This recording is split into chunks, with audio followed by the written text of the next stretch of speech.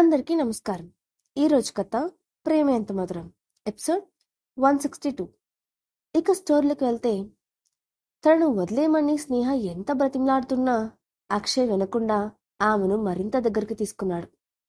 కాని స్నేహకు తన కొడుకు యువన్ ప్రస్తుతం రాజేశ్వరి దగ్గర ఉన్నాడన్న విషయం మనసులో భయాన్ని కలిగిస్తోంది. తాను త్వరగా తిరిగి వెళ్ళకపోతే యువన్కి ప్రమాదం ఏర్పడుతుంది.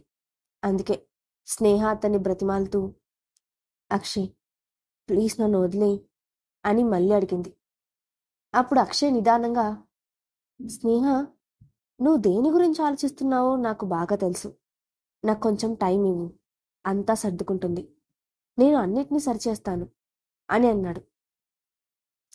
ఆ మాట విని స్నేహ కొంచెం ఆవేశంగా, ఏం సర్దుకుంటుంది అక్షయ్? ఏది సర్దుకోదు. అయినా నేను గాల్లో దీపం పెట్టి దేవుడా నువ్వే దిక్కు అని చేతకాని దాంట్లో కూర్చోలేను. నన్ను వదిలే ప్లీజ్ అంటూ అక్కడి నుంచి లేవడానికి ప్రయత్నించింది. కాని అక్షయ్ వినకుండా, స్నేహ, ఈసారి ఏం చెప్పినా సరే నేను నిన్ను వదలను. నువ్వు వేద ఫ్యామిలీ కోసమే నన్ను వదిలిపెట్టడానికి నిర్ణయించుకున్నావని నాకు తెలుసు. నువ్వేం భయపడకు.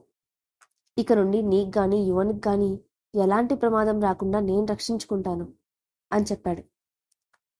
ఆ మాటలకు స్నేహ ఏం సమాధానం చెప్పలేకపోయింది. అక్షయ్కి ఖచ్చితంగా అంత సామర్థ్యం ఉందని కూడా ఆమెకు తెలుసు. కాని తన వల్ల వేద ఫ్యామిలీలో అందరికీ అతను సమాధానం చెప్పుకోవాల్సి వస్తుంది. ఆ ఆలోచనతోనే స్నేహ ఇంకేం మాట్లాడకుండా కళ్ళు మూసుకుంది. కాసేపు అతని కౌగిలిలో సేద తీరిన స్నేహ మనసులో యువన్ గురించి ఆలోచిస్తూ నెమ్మదిగా, అక్షయ్, నువ్వు ఎన్ని చెప్పినా నిన్ను వదిలి వెళ్లాల్సి ఉంటుంది అని అంది.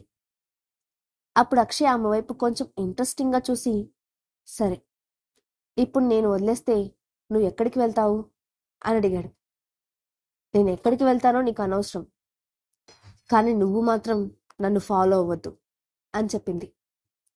ఆ మాటకు అక్షయ్ నవ్వుతూ, నిన్ను ఫాలో అవ్వకుండా ఎలా ఉంటాను? నేను వచ్చిందే నీకోసమైతే అని అన్నాడు. అది విన్న స్నేహ కోపంగా, నిజంగా నీకు కొంచెం కూడా సిగ్గులేదా? ఎంతసేపటి నుంచి నన్ను వదిలేమని అడుగుతున్నాను, అయినా కూడా వినకుండా నీ ఇష్టం వచ్చినట్లు మాట్లాడుతున్నావు అని అంది. అవును, నన్ను సిగ్గులేని వాడిగా చేసింది నువ్వే, ఏమాత్రం తడుముకోకుండా చెప్పాడు అక్షయ్. ఆమె ఎంత సీరియస్గా మాట్లాడినా అక్షయ్ లైట్ తీసుకుంటూ ఉండడంతో స్నేహ ఆలోచిస్తూ, ఇప్పుడు అతన్ని కన్విన్స్ చేయడం కన్నా త్వరగా అక్కడి నుంచి బయటపడడం ముఖ్యం. దానికోసం ఏదో ఒకటి చేయాలి అని అనుకుంటూ నెమ్మదిగా బెడ్ పై నుంచి లేచి కూర్చొని, అక్షయ్, నాకు బాగా ఆకలిగా ఉంది, నేను ఉదయం నుంచి ఏం తినలేదు అని చెప్పింది. అది వినగానే అక్షయ్ కంగారుగా పైకి లేచి, మరి ఆ విషయం ఇందాకటి నుంచి ఎందుకు చెప్పలేదు? నువ్వు ఇక్కడే ఉండు, నీకోసం నేనే స్వయంగా వండి తీసుకొస్తాను అని చెప్పి హడావిడిగా ఆ గదిలో నుంచి బయటకు వెళ్ళాడు. దాంతో స్నేహ ఊపిరి పీల్చుకుంటూ ఆ ఎస్టేట్ నుంచి బయటపడడానికి దారి ఏదైనా దొరుకుతుందేమోనని కిటికీలో నుంచి చూస్తూ వెతకడం మొదలుపెట్టింది. ఇంతలో హఠాత్తుగా ఆమె సెల్ ఫోన్ రింగ్ అయింది. స్క్రీన్ వైపు చూసిన స్నేహకు అభయ్ ఫోన్ నెంబర్ కనిపించడంతో ఆ ముఖంలో సంతోషం కదలాడింది. ఇక అభయ్ తనను కాంటాక్ట్ చేయడని, తనకు హెల్ప్ చేయడని అనుకున్న స్నేహ ఇప్పుడు అతను హఠాత్తుగా ఫోన్ చేయడంతో ఆనందంగా ఫోన్ లిఫ్ట్ చేసి, అభయ్, నువ్వేనా అని అడిగింది. ఫోన్లో అవతలి వైపు ఉన్న అభయ్ ఒక్క క్షణం మౌనంగా ఉండి ఆ తర్వాత చిన్నగా నవ్వుతూ, నేనే స్నేహ, నేను చెప్పకముందే నన్ను కనిపెట్టావంటే నువ్వు నన్ను బాగానే గుర్తుపెట్టుకున్నావు. ఇది నేను అస్సలు ఎక్స్పెక్ట్ చేయలేదు అని అన్నాడు. అభయ్ మాటలు తనకు కొత్త కాకపోవడంతో స్నేహ అతని మాటలు పట్టించుకోకుండా, అభయ్, వేళకోళం మానేసి ముందు విషయం చెప్పు, ఇప్పుడు నువ్వు ఎక్కడున్నావు అని అడిగింది. ఎందుకు, నన్ను మిస్ అవుతున్నావా నవ్వుతూ అడిగాడు అభయ్. స్టాప్ ఇట్ అభయ్, ఇప్పుడు నాకు నీ హెల్ప్ కావాలి. నేను అక్షయ్ దగ్గర ఇరుక్కుపోయాను, ఇక్కడి నుంచి అర్జెంటుగా బయటపడాలి అని అంది. అప్పుడు అభయ్ కూల్గా, నేను నిన్ను రక్షించగలను, కానీ అక్షయ్తో డీల్ అంటే అంత ఈజీ కాదు. నేను నష్టపోవాల్సి ఉంటుంది. నేనెప్పుడు నాకు నష్టం కలిగించే డీల్స్ చేయనని నీకు తెలుసు కదా అని అన్నాడు. ఆ మాట విన్న స్నేహ కోపంగా పళ్ళు కొరుకుతూ, ఇప్పుడు నన్ను కాపాడినంత మాత్రాన నీకు ఏం నష్టం వస్తుందో నాకు అర్థం కావడం లేదు. ఒకవేళ మీకు ఏదైనా లాస్ వస్తే నేను ఫ్యూచర్లో ఏదో ఒకటి చేసి ఆ లాస్ తీర్చేస్తాను. ఈ డీల్ నీకు ఓకేనా అని అడిగింది. అయినా అభయ్ ఏం మాట్లాడకుండా మౌనంగా ఉండడంతో స్నేహ విసుగ్గా ఫోన్ కట్ చేయబోయింది. ఇంతలో అభయ్, సరే సరే, నాకిష్టం లేకపోయినా నీకోసం నేను ఈ హెల్ప్ చేస్తాను. దీనికి బదులుగా నువ్వు నాకు ఫ్యూచర్లో నా లాస్ తీర్చేయాల్సి ఉంటుంది అని చెప్పి వెంటనే ఫోన్ పెట్టేశాడు.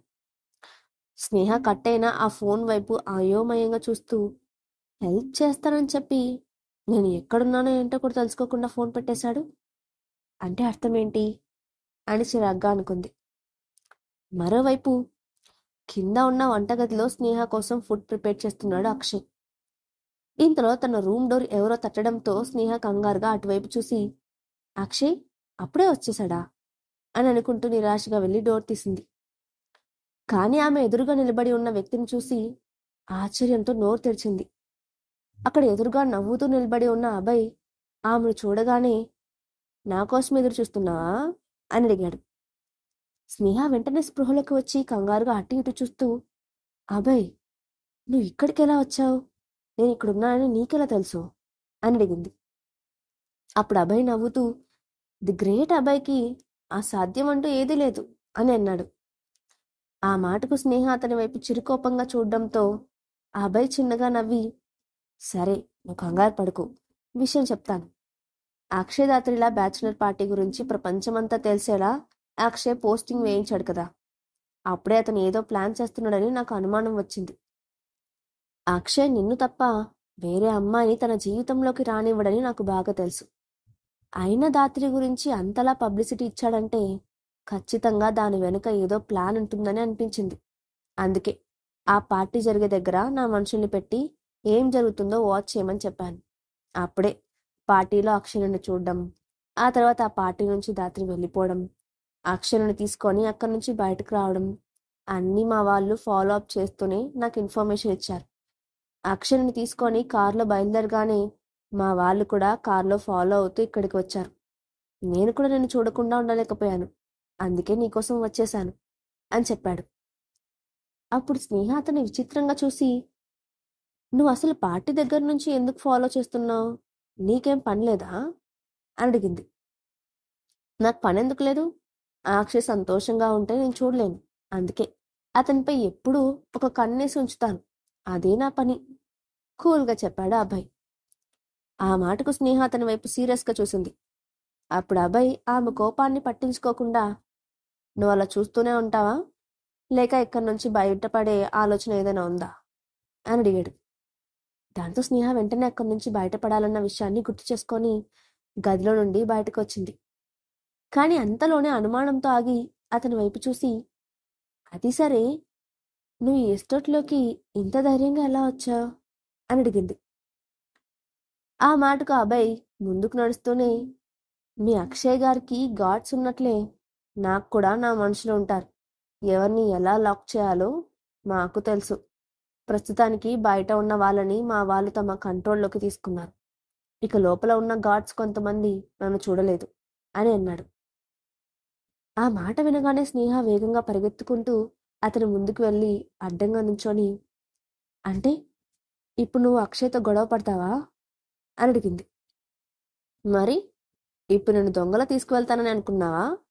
నేను అలా చేయను. అతనికి తెలిసేలా ధైర్యంగానే ఎత్తుకువెళ్తాను అని అన్నాడు. ఆ మాటకు స్నేహ అతన్ని అనుమానంగా చూస్తూ, నువ్వు నన్ను ఎత్తుకెళ్ళడానికి వచ్చావా? నేను నిన్ను కేవలం ఇక్కడి నుంచి బయటకు వెళ్ళడానికి హెల్ప్ చేయని మాత్రమే కదా అడిగాను అనింది. అప్పుడు అభయ్ ఆమె వైపు సూటిగా చూస్తూ, సరే, నేను నీకు చేసే హెల్ప్ కూడా అతనికి తెలిసే చేస్తాను, ఓకేనా అని అన్నాడు. ఇదంతా ఏమొద్దు, సైలెంట్గా అక్షయ్కి తెలియకుండా బయటకు వెళ్ళిపోదాం అని అంది స్నేహ. ఆ మాటకు అభయ్ సమాధానం చెప్పకుండా ముందుకు కదిలాడు. అభయ్ మాత్రం ఆమె మాటను పట్టించుకోకుండా నవ్వుతూనే మెట్ల కిందకు దిగాడు. అప్పటికే అక్కడ ఉన్న డైనింగ్ టేబుల్పై వంటకాలన్నీ రెడీగా సర్దిపెట్టి ఉన్నాయి. కానీ అక్షయ్ మాత్రం అక్కడ కనిపించలేదు. అది చూసిన స్నేహ భయంగా తల తిప్పి అటు ఇటు చూస్తూ, పదా మనం బయటకు వెళ్దాం, అక్షయ్ లోపల ఉన్నట్టున్నాడు అని అంది. కానీ అభయ్ మాట్లాడుతూ, స్నేహ ఇది అన్యాయం. అక్షయ్ నీకోసం ఎంత ప్రేమగా ఫుడ్ ప్రిపేర్ చేశాడు. నువ్వు దాన్ని కనీసం టేస్ట్ చేయకుండా వెళ్తే అలా? కూర్చో, ముందు నువ్వు భోజనం చెయ్యి అని అన్నాడు. ఆ మాట విన్న స్నేహ అతన్ని పిచ్చివాడిని చూసినట్లు చూసి, అభయ్, నువ్వేం మాట్లాడుతున్నావో అర్థమవుతుందా? ముందు మనం ఇక్కడి నుంచి బయటపడాలి. అక్షయ్ వస్తే ఇక్కడి నుంచి మనం అడుగు కూడా బయట పెట్టలేం అని అంది. అప్పుడు అభయ్ ఆమె వైపు కొంచెం విసుగ్గా చూసి, నువ్వు ఎందుకంత టెన్షన్ పడుతున్నావు? నేను ఇక్కడి నుండి తీసుకెళ్తానని నీకు మాట ఇచ్చాను. ఖచ్చితంగా తీసుకెళ్తాను. కాస్త నువ్వు టెన్షన్ తగ్గించుకొని హ్యాపీగా కూర్చొని భోజనం చెయ్యి అని అన్నాడు. దాంతో ఆమె కోపంగా అతని వైపు చూసి, నాకు ఆకలిగా లేదు, కావాలంటే నువ్వు వెళ్ళి తిను అని అంది. అయితే సరే, నాకు ఆకలిస్తుంది, నేను తింటాను అంటూ వెళ్ళి డైనింగ్ టేబుల్ మీద కూర్చొని వడ్డించుకొని తినడం మొదలుపెట్టాడు అభయ్. అది చూసిన స్నేహ అతని ప్రవర్తనకు బిత్తరపోతూ అతని దగ్గరికి వెళ్ళి, అభయ్, నీకు నిజంగా పిచ్చి పట్టిందా? అక్షయ్ నేను ఇక్కడ చూస్తే ఏం జరుగుతుందో నీకు తెలియదా అని అంది. అప్పుడు అభయ్, నువ్వు టెన్షన్ పడకు, తనకు తానే అక్షయ్ని ఇక్కడి నుంచి పంపించేలా చేస్తాను. అప్పుడు మళ్ళీ అతను నిన్ను పట్టుకుంటాడని నీకు టెన్షన్ ఉండదు అన్నాడు. ఆ మాటకు స్నేహ అతని వైపు అనుమానంగా చూసింది. కాని ఇప్పుడు తాను ఎంత చెప్పినా అభయ్ వినిపించుకోడని అర్థం అవడంతో ఇక ఈ ఇంటి నుంచి బయటపడడం అసాధ్యం. అక్షయ్ వస్తే ఇప్పుడు తప్పకుండా గొడవ అవుతుంది. ఇక ఏం జరిగినా ఫేస్ చేయక తప్పదు అని అనుకుంటూ వెళ్ళి టేబుల్కి మరోవైపున ఉన్న చైర్లో కూర్చుంది. టేబుల్పై ఉన్న వంటకాలన్నీ చూస్తుంటే అక్షయ్ తన కోసం ఎంతగా కష్టపడి వండాడో ఆమెకు అర్థమైంది.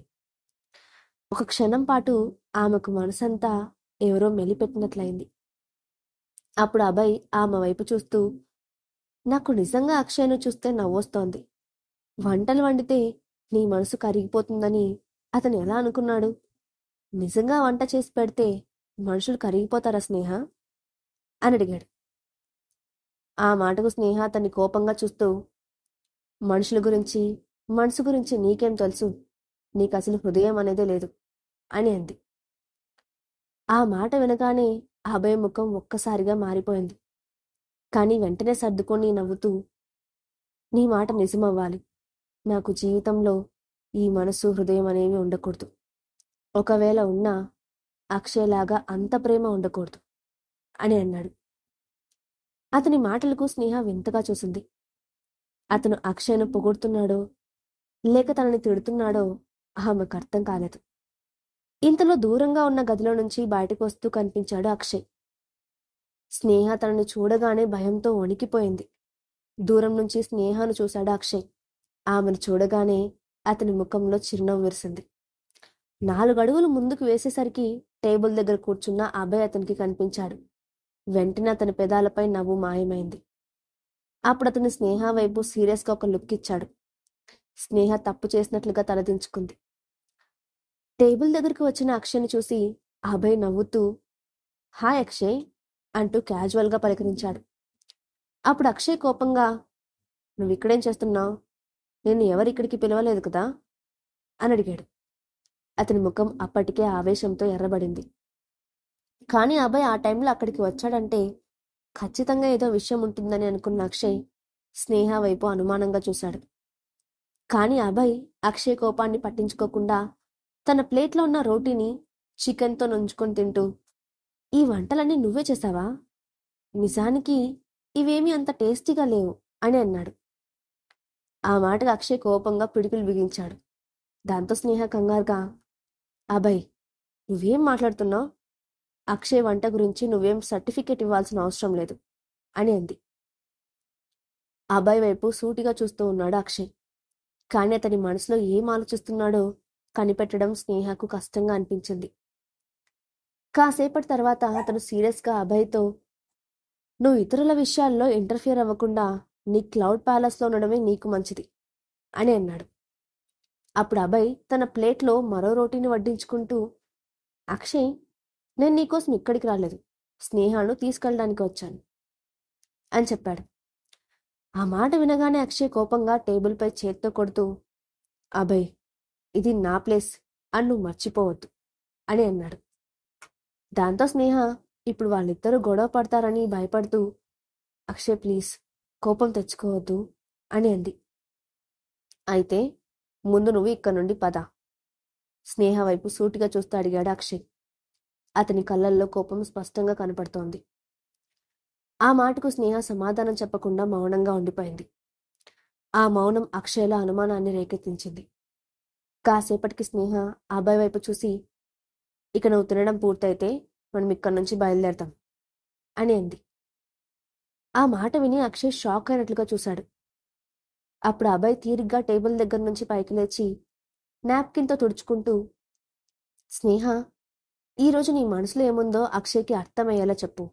అతనికి నువ్వంటే ఇష్టం లేదని గట్టిగా చెప్తే అతను మరోసారి ఇబ్బంది పెట్టడు కదా అంటూ తన కళ్ళను తిప్పి అక్షయ్ వైపు చూశాడు.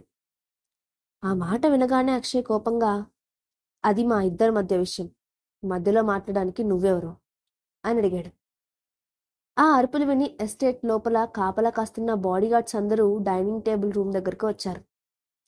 అక్కడ ఉన్న అభయ్ని చూసి అందరూ ఒక్కసారిగా అతన్ని చుట్టుముట్టారు.